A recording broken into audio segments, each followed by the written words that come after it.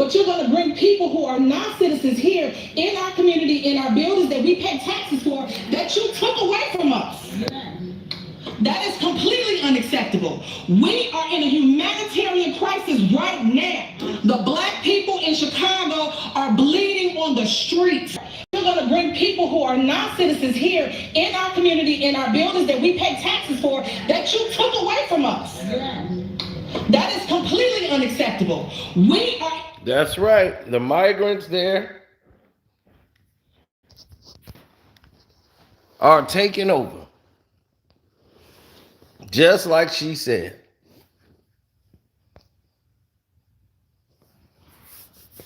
I got a long email about this. It was like, man, they are putting these people in housing in the places that they're paying all the taxes for, and you brought all these migrants over here and just start giving them free room and board. That's crazy. That is crazy. Where are you from?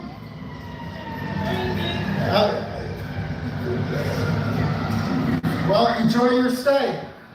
Putting them in hotels. It's a slap in the face that we as citizens of the United States of America do not have the resources and support, but you're going to bring people who are non-citizens here in our community, in our buildings that we pay taxes for, that you took away from us.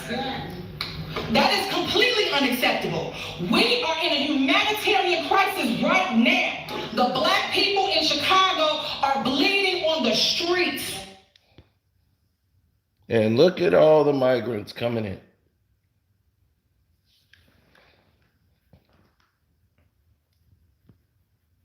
Chicago has a lot of jobs that are not being facilitated or taken away. And they're paying taxes, and you're bringing a lot of people in rent-free. Why?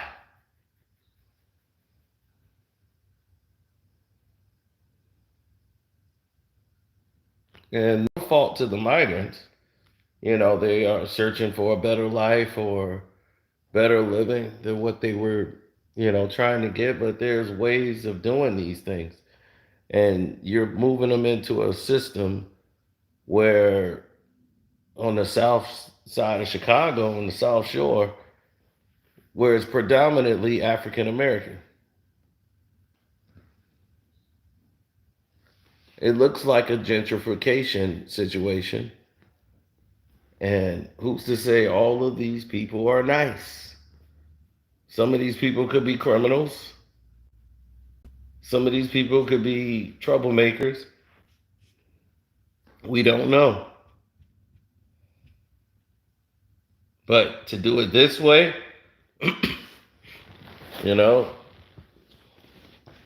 I just don't think it's fair.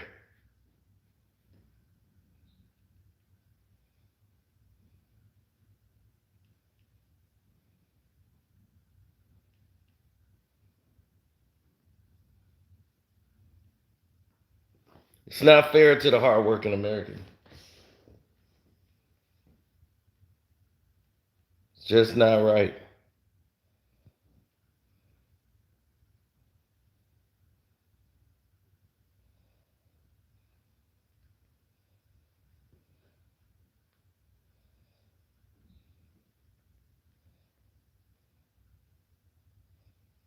Well, the Indians decided to sell the majority of their land. Others fought to try to keep it, and then others made deals. And they sold it, and then hell, they got casinos. The few that remain.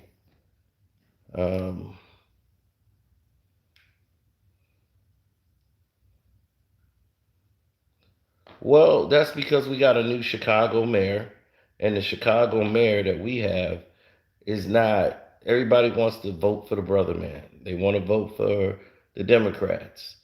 They want to vote for the person that they think has their best interest in mind. That's what they want to do. That's what we basically been programmed to do. We vote Democrat. Shoot, if I didn't vote Democrat at my grandma's house, shoot, I'd have been kicked out.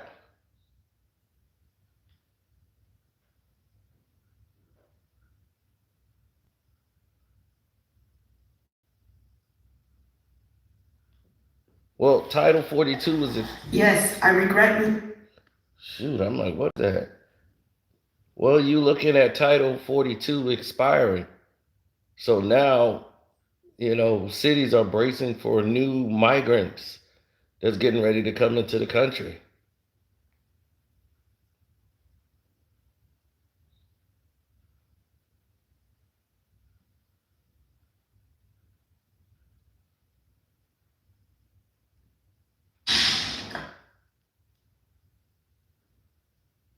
So we're getting hit with a massive influx of people coming in straight from the border.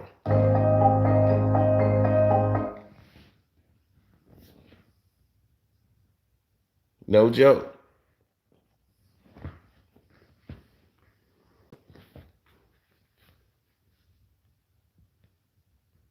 See, this is what happens when change of regime, change of people who are in control. You don't know who's running this country now. Lined up along the border, many of them have been here for days. They come from all over the world, and many are hoping for the chance to make it into the U.S. With less than a week before Title 42 expires, this large group of migrants are waiting for Border Patrol to pick them up and begin their asylum process. We've been here 3 days already. It's difficult because we don't have anything to eat. We haven't taken any baths, and it's very hot. And it's very cold in the night. 24-year-old Demario Jones from Jamaica says the journey to the border was tough and dangerous. Very, very challenging. Both physically and mentally. Physically and mentally, a lot of stress, and it costs a lot of money to get here. And it's not nice because it's very risky in Mexico as well. With the cartels, we have to pay them a lot of money to get here. He's here with his mother and a few others from Jamaica. Just want to go to the US to get a work, to change my life and live a good life. Crisa Jimenez is from Costa Rica. She was traveling with her husband, who was picked up by Border Patrol. She's now with others from Costa Rica and Colombia.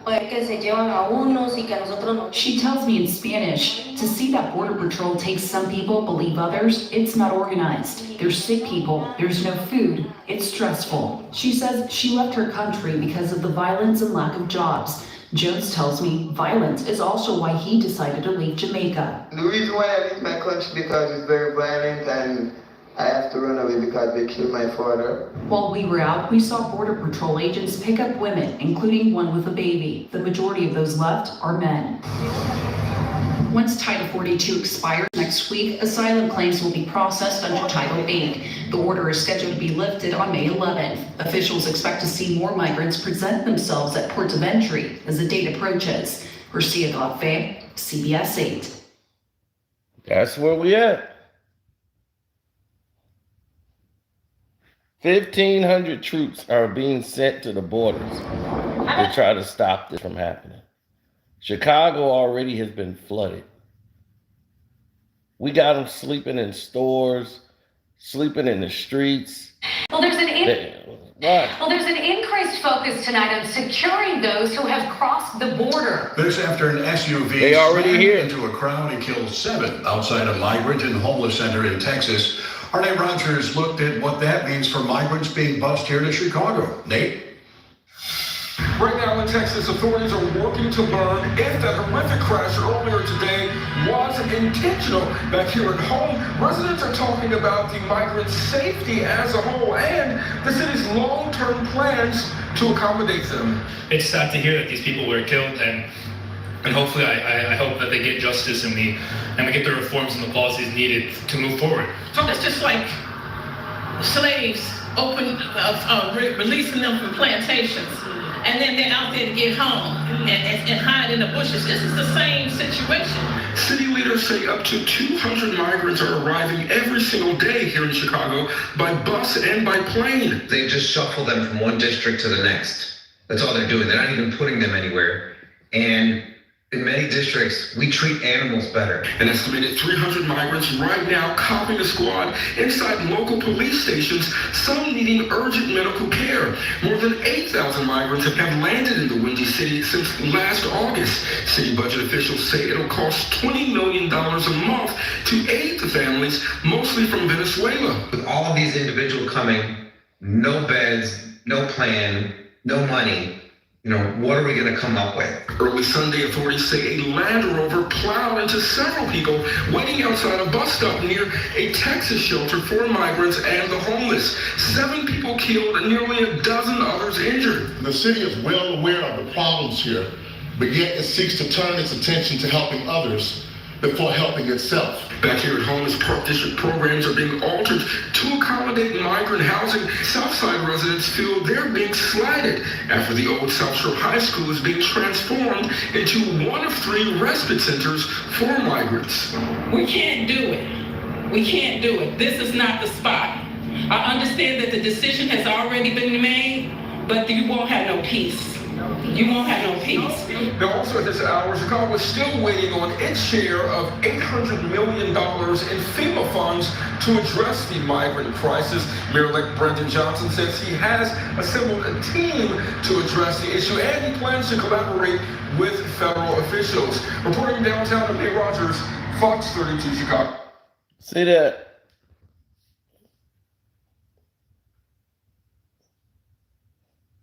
Now you see that?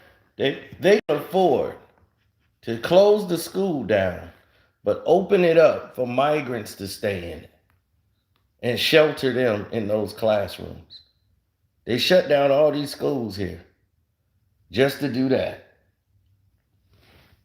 Right?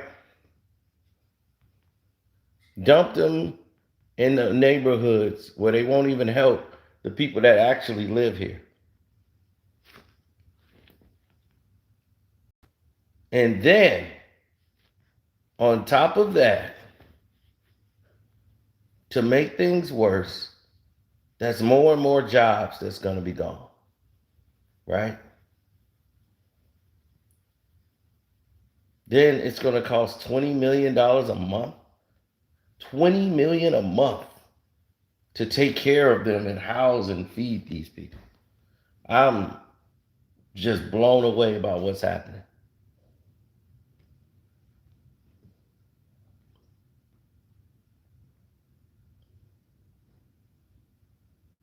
And this is just Chicago.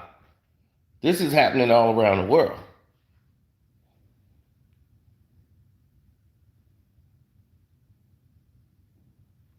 But now that the election took place and they voted in the guy who they thought was going to change things, it seemed to be changing for the worse.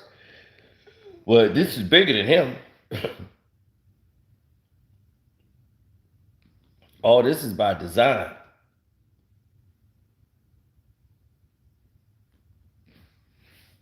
So, thank you for watching One Crack News.